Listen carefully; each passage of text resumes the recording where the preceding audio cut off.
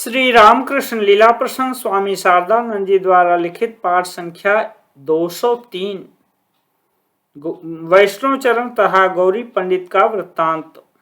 वैष्णव चरण तथा गौरी पंडित के साथ दक्षिणेश्वर में सभा। भावाविष्ट हो श्री रामकृष्ण देव का वैष्णव चरण के कंधे पर चढ़ना तथा वैष्णव चरण द्वारा स्तवन।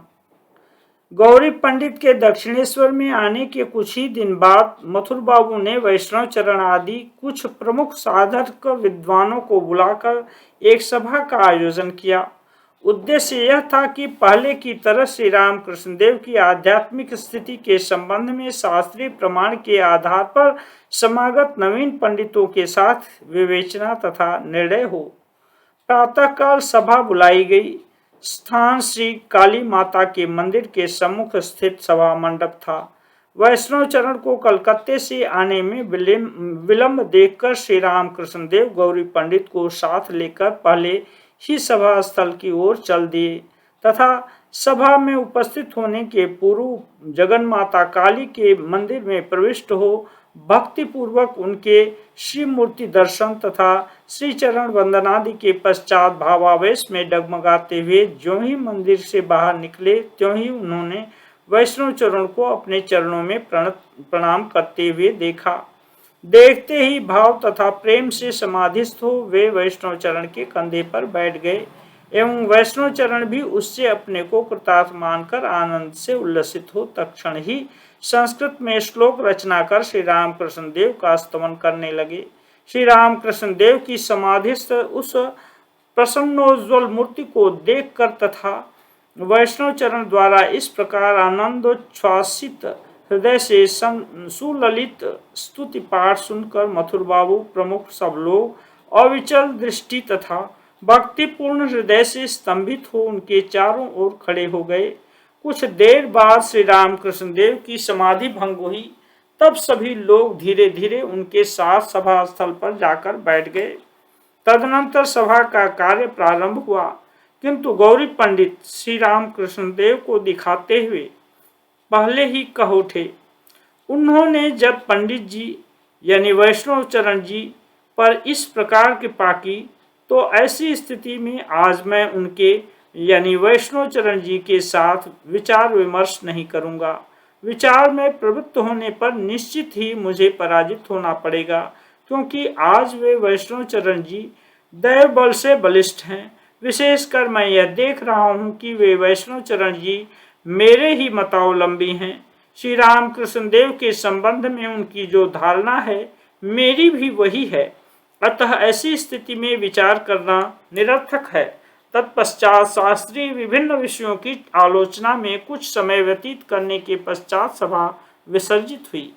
उस दिन गौरी पंडित वैष्णव चरण के पांडित्य से डरकर उनके साथ तर्क युद्ध में निरस्त हुए हों सो बात नहीं।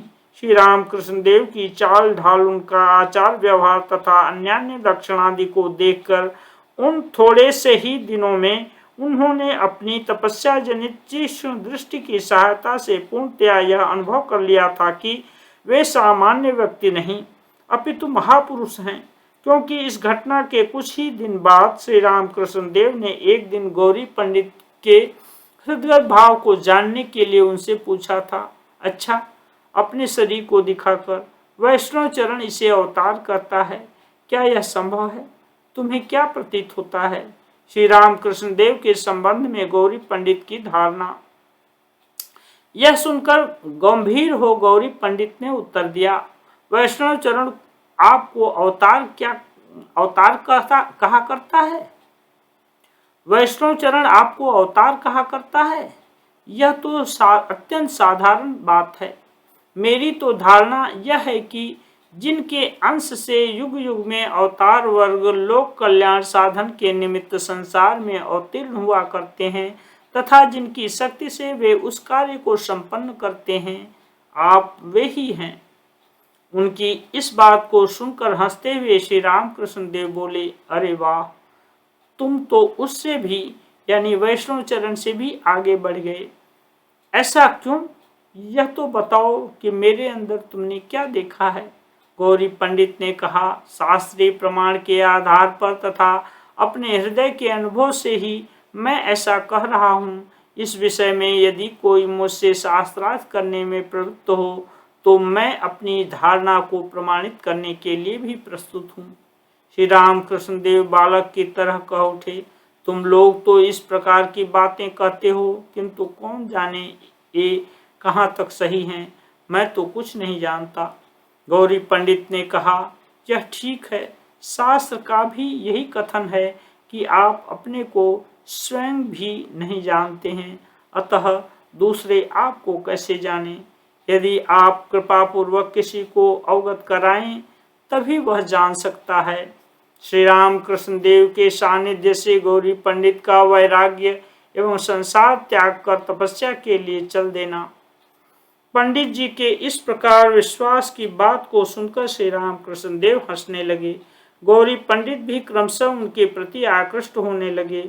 उनका शास्त्रीय ज्ञान तथा साधना का फल इतने दिनों के बाद श्री राम कृष्ण देव के दिव्य संग के प्रभाव से पूर्ण परिणति को प्राप्त कर संसार के प्रति तीव्र वैराग्य के रूप में प्रकट होने लगा।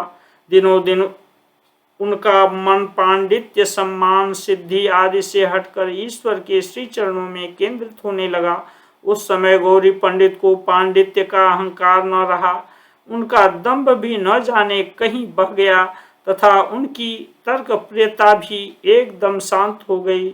उनको उस समय यह अनुभव हो गया कि ईश्वर के पाद पद्मों को प्राप्त करने का पूर्ण प्रयास न कर इतने दिनों तक व्यर्थ में ही उन्होंने समय गंवाया है। इस तरह व्यर्थ में और समय नष्ट करना उचित नहीं। उनके हृदय में उस समय यह दृढ़ संकल्प हुआ कि सर्वस्व का त्याग कर ईश्वर के प्रति भक्तिपूर्ण हृदय से पूर्णतया निर्भरशील हो व्याकुलता के साथ उन्हें पुकारते हुए अपने जीवन के अवशिष्ट दिनों को बिता देंगे, जिससे वे उनकी कृपा तथा दर्शन प्राप्त कर सकें। इस प्रकार श्री राम कृष्ण देव के संग सुख तथा ईश्वर चिंतन में उनके दिन बीतने लगे। बहुत दिनों तक घर से बाहर रहने के कारण उनको घर लौटने के लिए पंडित जी के पुत्र, पत्नी तथा परिवार वर्ग बारंबार पत्र लिखने लगे, क्योंकि लोगों के द्वारा उनको इस बात का आभास प्राप्त हो रहा था कि दक्षिणेश्वर में किसी एक उन्मत्त साधु से मिलकर पंडित जी की मानसिक स्थिति बदल सी गई है।